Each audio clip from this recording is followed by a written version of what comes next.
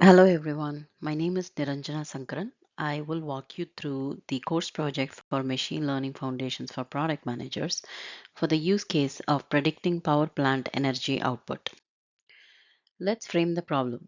The goal of this exercise is to explore machine learning for the problem statement of predicting net hourly electrical energy output of a combined cycle power plant. Problem type is predicting a target variable based on different readings of the combined cycle power plant.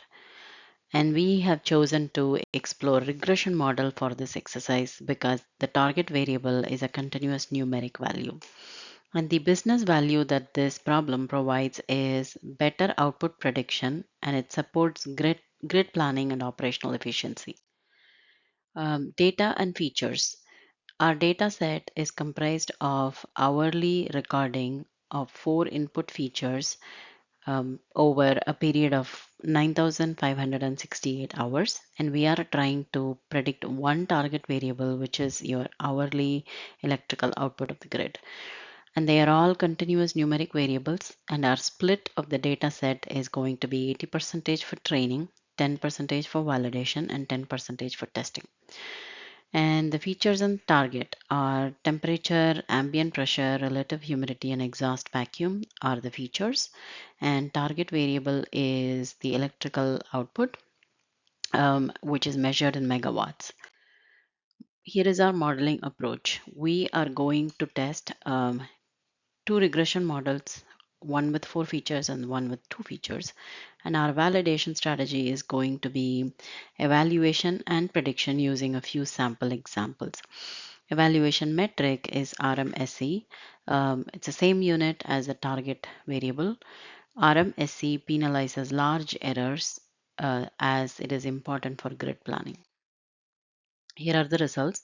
Here is the regression test with four features. As you can see, we have four features with ambient temperature being the highest percentage of them.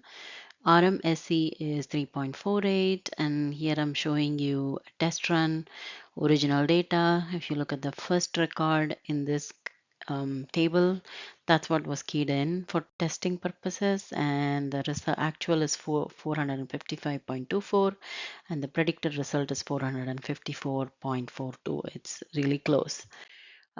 Regression with two features, evaluation using temperature and humidity alone instead of all four features. RMSE is 2.882, which is lesser than the RMSE we got with four features. So results with four feature, higher RMSE, results with two features, temp and humidity only, lower RMSE. And then we also tested regression with two features, temp and vacuum, but that evaluation process errored out. So that's not taken into account. So the key takeaway would be we would choose to go with the regression model with two features, temp and humidity. Two features that achieved better RMSE as compared to the four feature baseline, and there is less than 1% of relative error. Consistent results between validation and test, no overfitting. So the insights that we can gather from this is temp and humidity alone, they captured most of the predictive signal.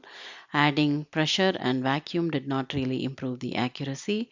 Since we only have two features, it's a simpler model, easier to explain, deploy, and monitor in production.